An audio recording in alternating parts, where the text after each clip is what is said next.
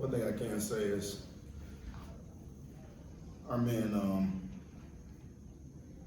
they know wins don't come easy. They've been fighting, scratching and clawing, and exercising resilience, and just persevering through a lot of tough times. And to get a win and get that taste back in their mouth was something that was really, really good. The way we did it too, right? Just offense playing their part, defense bending, not breaking, and then special teams with Cameron Price putting 18 points on the board. It was a really good team win, and confidence build moving forward for our guys. And I think the one thing that they won't forget is the feeling of victory, and they absolutely won't forget the feeling of defeat either. And it's kind of keeping ourselves motivated, and just the way we went about our business today tells me that they're trying to, create some consistency in the winning column, which is really good to see. Very encouraging. Very proud of the mindset that we're at right now. But it was good to win the way we won, and let's see if we can keep this thing going. That's the goal. How do you adjusting, right, with the day off tomorrow for Election Day? How do you adjust the preparation with the guys this week? Yeah, it's actually, we practiced on Sunday, practiced today, and they've been back to back. I mean, since Friday leading up until the game, it's been 4 consecutive days of work, and we had to be very smart on Sunday, the workload that we put on them. We had to find a way to get the lactic acid out of our players, but at the same time not overload them. The great thing about sports science, Calipos, and our strength coaches being on top of that, they know when we're close to overexerting our players physically, and we made sure that we stay completely away from that threshold. And this is a mindset that you have to be prepared for. Obviously, I prepared them for the schedule adjustment well ahead of time, so this is not going to hit them sideways. And good work in practice today, and tomorrow we'll give them a day off, and they'll come in here and get their bodies taken care of, and hopefully player-led preparation so that we don't skip a beat that way. And then we'll get back on schedule on Wednesday, and I think our players will respond really well. Coach, talk about how you think, Edward C. obviously had a big day on the how that helped EJ and the offensive role have more balance. Yeah, anytime you can run the ball, it takes the pressure off the quarterback to always, be 100% in the throw game. So that was huge for our offense to be able to not only run the football, but to be able to create some explosives. And again, the beauty of explosive plays means that there are players that are playing hard without the ball in their hand. People getting blocks downfield, a lot of extra effort type of plays that are going on by individuals that we had not seen on a consistent basis. So the growth in that area is really huge for us as an offense, and it gives everybody a sense of confidence that way when we can run the ball and still have a nice, complete, balanced attack in the throw game as well. Hey, when you looked at the film, who was blocking better? What did you see on the film? Our receivers did a great job. Jose did a phenomenal job of bodying up people as the ball was approaching his area. And I'll tell you what, DeJuan Mathis did a phenomenal job on backside cutoffs on a lot of these explosive plays. And those are character checks. It really tells you a lot about the individual who's not receiving the football, who's away from the play, but is kind of putting forth that type of effort to block for his brother. That tells you a lot about how we're growing as a football team, how the individual themselves are growing and becoming very unselfish. And that's how you win ball games. It's a very unselfish effort in the game of football, and everybody has to be bought into it. And to be able to put those examples in front of our team for them to continue to grow in that way was pretty neat, pretty special. What was running through your mind, right? You went home Saturday, you thought, okay, 54 points. And then you probably saw 77 to 63. Yeah. What kind of ran through your mind with that?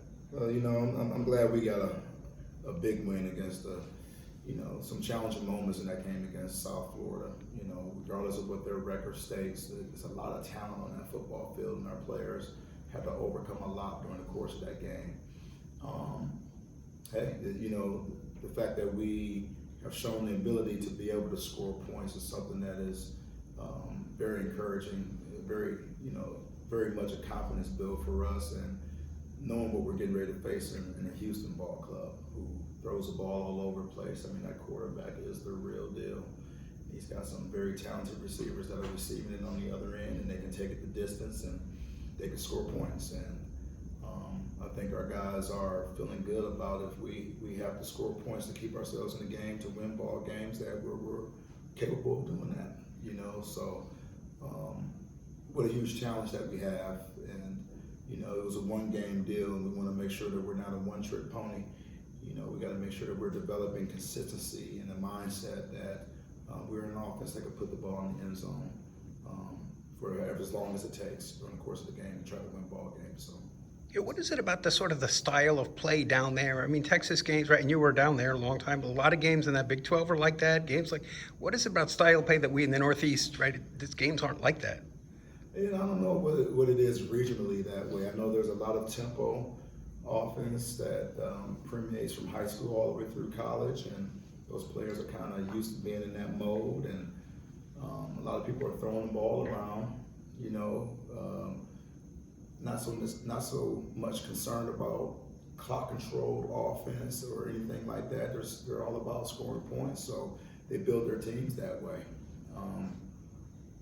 You know, trust me, you know, Houston's got some good defensive players, you know, on that team, you know, but, you know, there's an element to when you're scoring fast on offense and you're putting your defense on the field, you know, there's a balancing act there of how much you're exerting your defense because you're scoring fast on offense. And, you know, people say that, you know, the Big 12 and in Texas, they don't play defense. They really do. There's really a lot of great football players within those conferences and on those teams. It's just sometimes the offense doesn't complement, you know, the defense in that way because they are scoring fast. And, you know, hey, you know, there's a lot of W's with that style of play, you know, with people who score fast early and often. You know, our challenge is to make sure that to the best of our ability is that we create a pass rush so we can kind of disrupt the timing of the throw to the best of our ability so that he's not just sitting back there picking us apart. We know they're going to get theirs. You know, they're going to get some explosive catches down the field. They're going to make plays. Our quarterback's going to make plays, but you know, how often can we disrupt the timing, you know, create third and long situations, and get ourselves off the field. And offensively, how do we, you know, complement our defense that way? You know, can we sustain, you know, drives? Can we control the clock? You know, what's the best way for us to score? You know, obviously, a lot of tempo offense for us this week worked in our favor. You know, but we got to play complementary football, and we got to find the best formula for us to be competitive against Houston. When we talked to Alex and Jordan in the post game, they were saying all week with South Florida on their minds, they just kept thinking about last year and how they didn't like how they performed against South Florida, and then they're carrying that same mindset into this week against Houston. Can you talk about, you know, the confidence it gives you and your guys that they got a chip on their shoulders? Yeah, it gives me a lot of confidence that they have a chip on their shoulder. You know, I want them to have a chip on their shoulder about their development. You know, yes, we're playing Houston. Whatever happened last year, but the direction that we're going in has to be a clarity of focus on the style of play, the mindset, the culture that we're trying to build to sustain winning. And in that respect, it can't be personal. It needs to be personal about us, about what our development, what we're trying to achieve as a football team. It has to be a premium on our mindset, not Houston, and not disrespecting Houston, but it has to be about tempo. And I think we're at our best when we're really locked into us. You know, when we could turn the film on and we could see us playing hard for one another and straining for one another, and you know, putting aside all of our personal wants and needs and playing for our team goal. You know, so I think that should be the focus, although I am confident that they are competitive, but I want them to be competitive against anybody and everybody, and I want them to be really hard charging our team goals. And then more Houston specific, when they came up here last year, the scoreboard may not see it, but Clayton Tune didn't really have his best game. Is there anything that you're taking from what you saw on film the last time that your guys played Houston and try to re-implement that and expand it a little bit? You know what? There's a lot of ways to try to skin that cat. Clayton is the real deal. He is the real deal. I expect him to show up, and be the guy that all the stats say that he is, and we're going to do the best of our ability to try to keep him off schedule, try to disrupt his flow, but at the same time respect his ability to get the ball thrown to people on time downfield. That formula's in the making. We got to find out what's best fit for our guys now in the system that we have in place now, and we'll make the proper adjustments to the best of our ability to try to contain his big play making ability for sure. Stan, do you know yet if you'll have Rich Rodriguez or James Fanu? Well, both of those guys are day to day.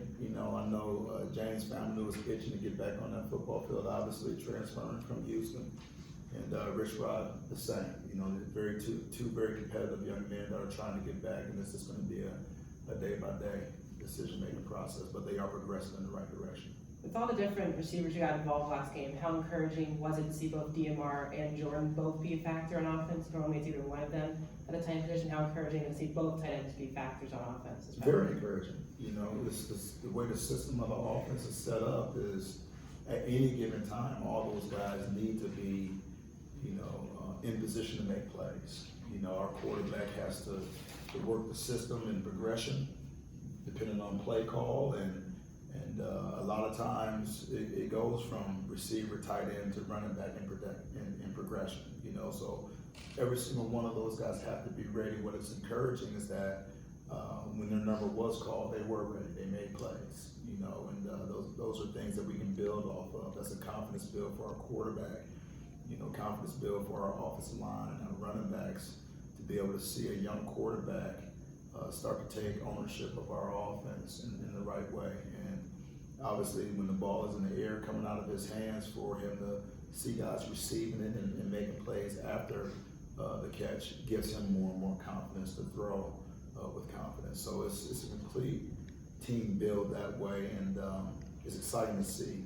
It's definitely in the making right now, right before our eyes. And I think all of our guys are very capable of doing what they did on Saturday on a more consistent basis, but we have to work at it. We have to make it consistent. It's not going to just show up. We got to continue to put work in. Coach, in order to prevent those big plays, you're going to need players like Jalen McMurray to step up. Can you speak on his resilience in that USF game and what you expect from him moving forward? Yeah, he's a single digit. He doesn't flinch. There's times where he's making plays, and there's times where plays are being made on him, but he has a great, ability to get to the next play in his mindset. He doesn't linger, and so that's always going to put him in the perfect mindset to make a play when it's time to make a play. So he's a guy that we lean on out there. We don't flinch when the best receiver on the team is being covered by Jalen, because we know he's not flinching, but it's just the nature of that business. Sometimes you're out on the island, you're going to win some, you're going to lose some. Can you get to the next play in your mindset and just be ready to make the next play? And he's shown to do that all year long, so very confident in Jalen. This goes back a few weeks, but the last 3 games now, it's been EJ 100% of the snaps at quarterback. Was that sort of just like a game plan thing that went into that Tulsa week that's then now carried over another week and another week, or was there a broader decision like, let's go with EJ at some point? No, it's kind of how we've grown as an offense, to be quite honest with you. We've tried a lot of different ways, during the course of the season, and kind of where we are right now from a health standpoint, DMR being available, Sadie, starting to, Sadie and the offensive line starting to really get the run game going, things of that sort, just how we are developing as an offense is allowing us to stick to EJ in that position right there. And, you know, we're always constantly, you know, practicing what plan B can be. You know, there's always a chance that, you know, you could lose a player during the course of a game, and we have to be ready for what plan B looks like. But no, right now, EJ's been doing a very solid job of managing the offense, and we're starting to get a little bit of a rhythm and timing with the wide receivers, tight ends, and the running backs with him. And so that's what's best for us to continue on that track right now. Steve, one of the things the guys kept talking about after Saturday, they kept talking about we're just straining more, and sometimes there's no magic bullet theory. When you looked at film, did you just see guys engaging their blocks better pad level? Was it just like one of those aha moments where like, we trust our coach and you stick with it, and eventually something's gonna crack? Is it something that was just that simple? You know, it's something that we've been preaching since we've been here, you know, and it just takes time. Like anything else, you have to practice it before it becomes a habit. And, you know, quite honestly, we're a team that played hard, but there was times where I knew we could play harder, you know, and so we just talked about straining, and we tried to show them a bunch of examples from all over the country of teams and players, and, you know, what it means to strain, and when you do strain, the results of you know, playing hard when the ball is not in your hand, just blocking a little extra longer, fighting a little harder, you know, and it's a mindset, right? And you know, the end result, there's been a lot of teams that win a lot of championships because they just flat out outplay people, right? And we want to become that. We want to be a team that is willing to play hard for however long it takes, you know, and that is something that has to be practiced. That is a mindset, and, you know, to say that we're all the way there, I would be lying to you, we're not. You know, this is something that we're trying to grow to, and to me, that is what temple tough means, you know, is that you withstand the fight for however long it takes. You know, and there's a strain that goes along with that. You know, can you play hard when you're exhausted? You know, exhaustion can make the strongest man weak, but if you have the proper mindset to fight through it, strain through that, you'll find out that you can do so much more when you let the mind control the body as opposed to the body controlling the mind. And it's human nature, you know, we all fight it, even in this room. And you know, but this is something that we are working towards as a football team, and slowly but surely our guys are really buying into that theory. With Adonicus, how has he recovered from getting into his first game action after the game, and do you see him possibly playing more snaps than he did in this past game? Yeah, he'll absolutely play more snaps. He's feeling great. You know, I'll tell you what, he was ready to go for it. You know, when they're drilling and hits you and you're a competitor, you know, you kind of forget about the pitch count. And I think he was ready to go for it, however long he needed to go to help this football team win a game. So his mindset's in the right spot, his body's feeling much better, so we're expecting him to be full go. Stan, when you look at the film, it looked like Adam had some miscommunication with the rest of the offensive line on Saturday. What did you see that led to that? Yeah, it was just, you know, anxious quarterback. They were flipping the front on us, you know, getting into a bare front, and anytime we get into a bare front, you know, our offensive line has to communicate all the way down the line what's going on. And our quarterback was not necessarily recognizing the front switch as fast as Adam was. All right, and Adam, in the midst of his communication, was getting a clap and a snap from our quarterback, which receivers hear the snap and they trigger. You know, O-line still communicating, so they're standing still. So we had way too many of those. You know, we had 5 of them. You know, and that is something that, as we start to play really good opponents, those self-inflicting penalties have to disappear. You know, yeah, I think we settled down in the second half with it, but 5 is just way too many. It took us too long to make the proper adjustment, and definitely something that we're locked in, focused on to make sure we don't see that again. Stanford, so sort of, maybe for lack of a better term, is Vandy a guy who sort of shows up on game day? You know, he's done this sort of historically, maybe better than he does the rest of the area. It's like he's not starting, and then he gets in there, and he is highly productive. Demonte's he's a good football player. He's got great instincts. He's a good athlete. Still very high ceiling.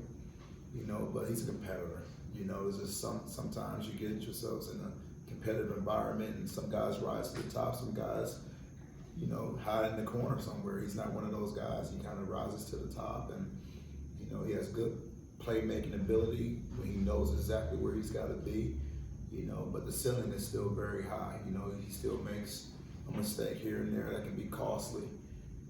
But there's never a lack of effort, which is something that we can always build off of from Uvalde. So it's not necessarily like he's a little better on Saturdays than he is Sunday through Friday?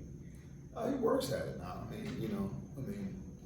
I believe what you see on Saturday is what you better be seeing in practice. If he's lacking in practice, he's probably not playing a lot on Saturdays, and that's how we go about business. So you better bring it every day around here.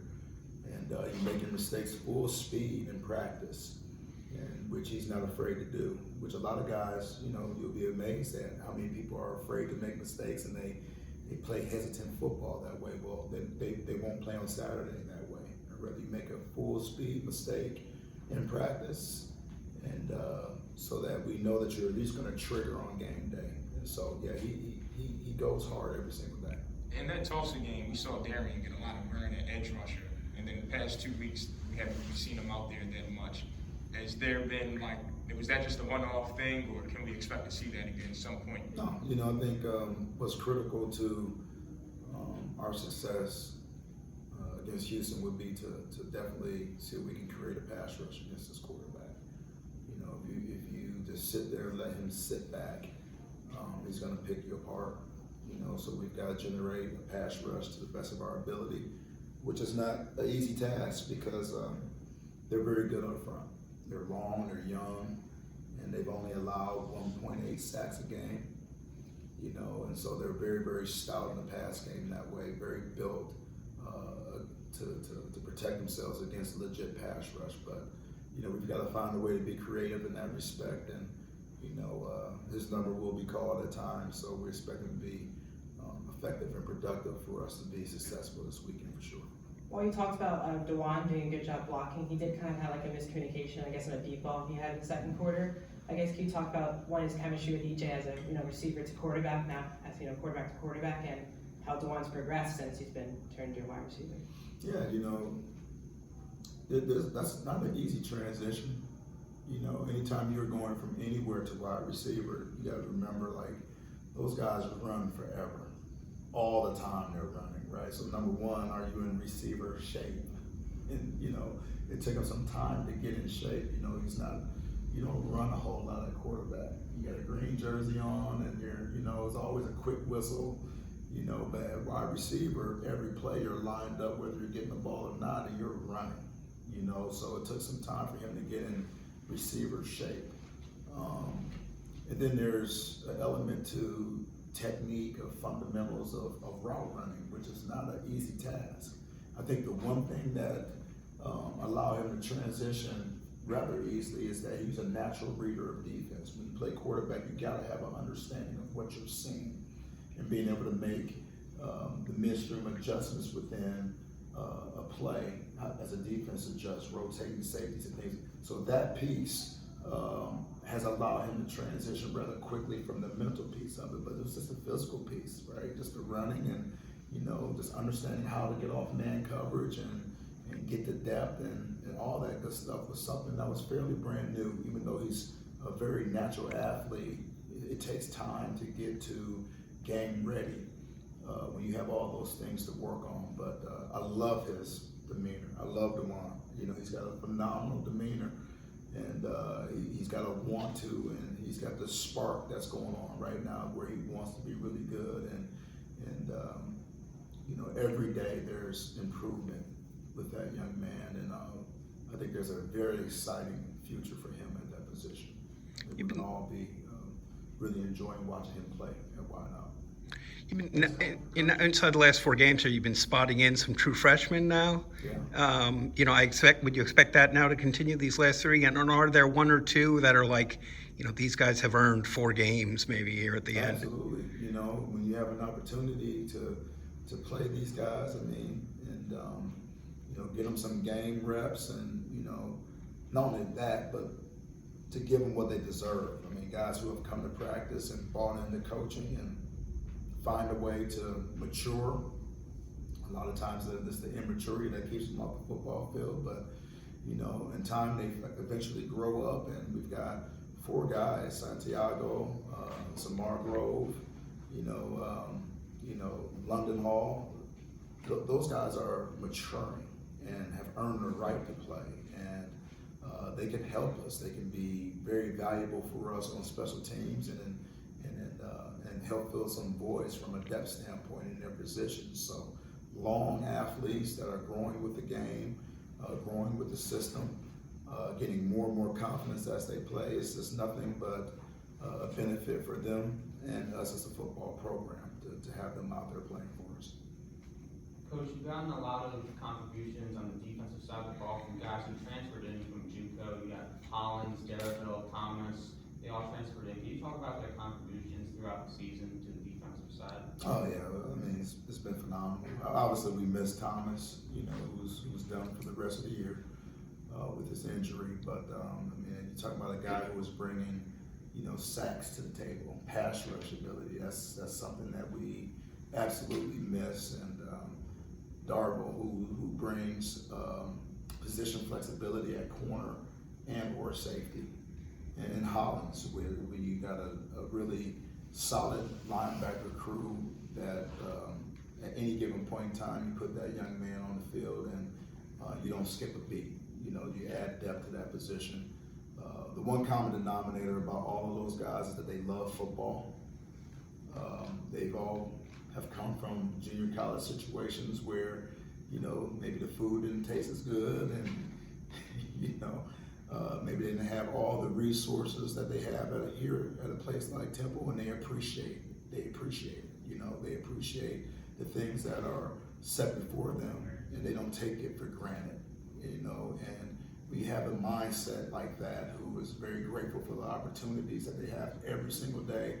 You tend to get the best out of those young men every single day, and so they're unbelievable additions in the sense of they stay hungry, which for some guys who may be getting complacent in their position, they turn around and look at those guys that are working their tails off, and then those guys become great examples for the guys who are fighting complacency. You know, so they're tremendous value to this football team, and I'm very happy to have them a part of this family.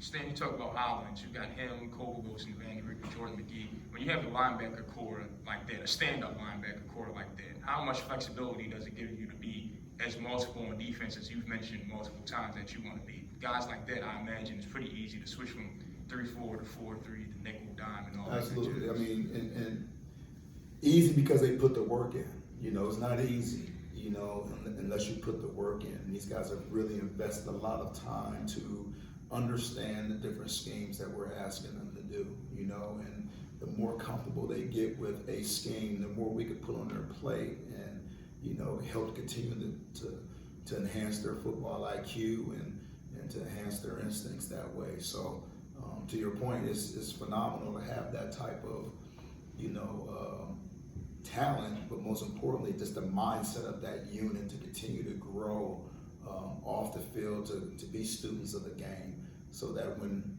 we are asking them to do different things, that we don't lose their speed during the course of the play, and they trigger. And so in that respect, it's very special to have a group that way. Are your daughters able to come to this game that maybe they haven't been able to go to? Yeah, they've been at pretty much all of them. Yeah. They love football. They're hard on their dad though, you know, so they're competitors, and you know, they don't really take it easy on me. You know, I appreciate that because I can turn around and be hard on them too. So it's kind of a love fest that way. But no, they love the game of football. They love competition. I think they really enjoy watching their dad, you know, try to build something special. You know, and I think they really enjoy the fact that they see the commonalities of how they're being raised and how I'm raising this football team. And I think it's pretty special for them to see that. It's pretty cool.